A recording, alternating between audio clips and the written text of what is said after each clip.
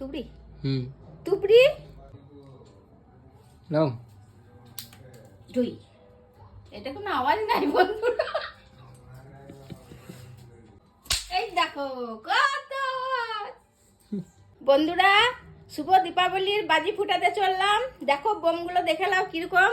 এই দেখো এটা হচ্ছে রসবাতি আর এটা হচ্ছে তুবড়ি তুবড়ি আর এই যে আছে চরকি, মানে নারায়ণের চক্র ঘুরবে পাকে পাকে।